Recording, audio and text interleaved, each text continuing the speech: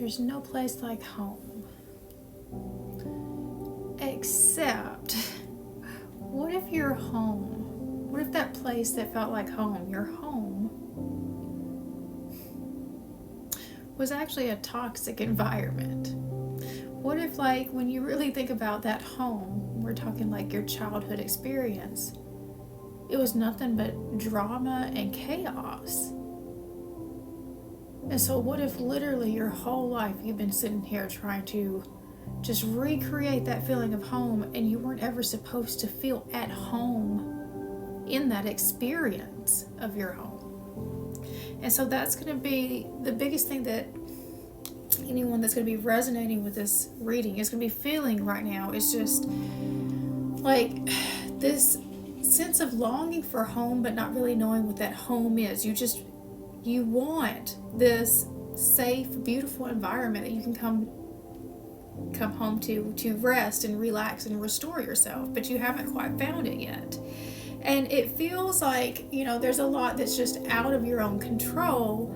But the advice from Spirit is the Yang energy, which the Yang energy means that there is something here that you have to do yourself. This is about taking action. You do have the power within yourself. And so a lot of times we give our power away just the choices that we're making, and even not making a choice at all. And so the choice of not choosing is still a choice.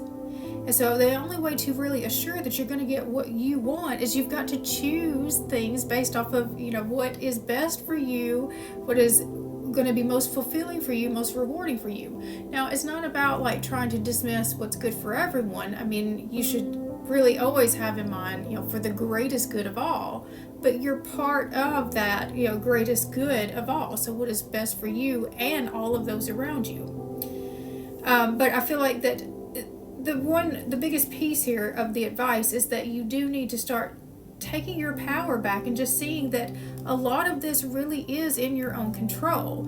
You do not have to choose to repeat the same old cycles. If you want that happy home life, you can make choices to bring it in yourself.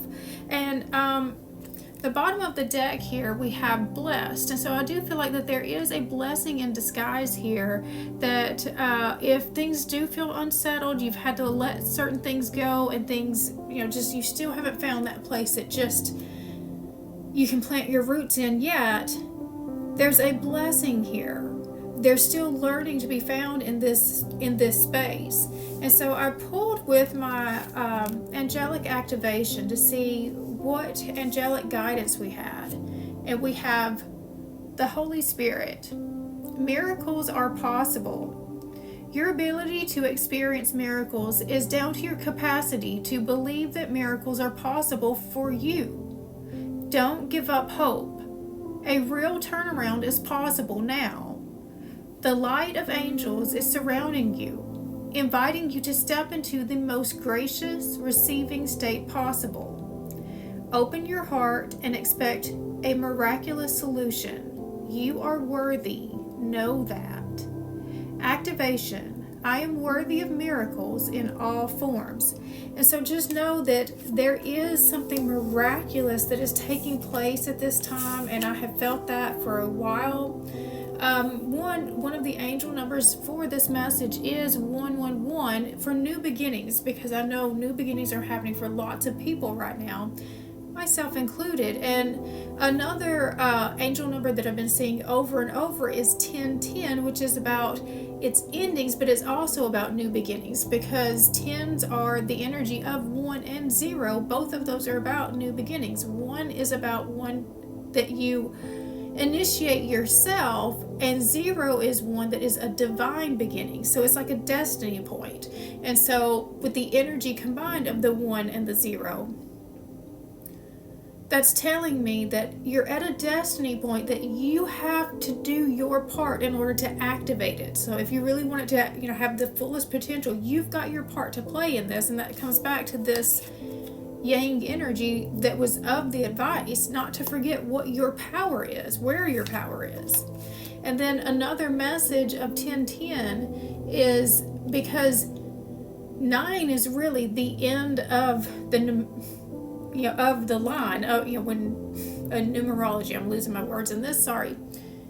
So 9 is really the end. So once you get to 10, you've stayed too long at the party. So I mean, it's like we're already supposed to be moving on this new direction, but something has held you back to this point. And so I pulled with my biblical tarot to find out what is the blocks or the resistance at this time, and we got the Soul card. And so the Soul card is about really allowing people to see you in your fullest essence, and maybe even allowing yourself to be able to see yourself in this fullest essence. There are so many old stories at play, and maybe those still get in the way at times of like what your vision of what yourself is and what you're allowed to be in this lifetime. But really, you're allowed to be anything that you want to be. It's all just one decision away for you. And so the advice for overcoming the blocks, we had the 9 of Cups. And so the 9 of Cups is just, it is a gift that's being given to you. And can you actually receive it? Have you, so many of us have these wounds that hold us back from being able to receive the good stuff that's trying to come into us, that is able to receive the love. Because probably when we go back to this, what we called home, love felt painful.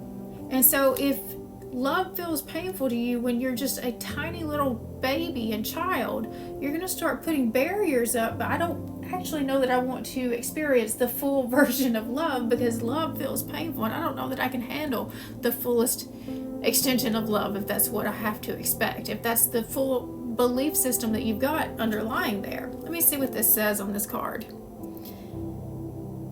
As the time when the Jews got relief from their enemies, and as the month when their sorrow was turned into joy, and their mourning into the day of celebration. So I do think that there is a gift if you can allow yourself to receive it, and the potential outcome if you do. We have the Queen of Cups. I mean, she is just so thankful. She is going to be living a life that she is just so thankful to get to be a part of.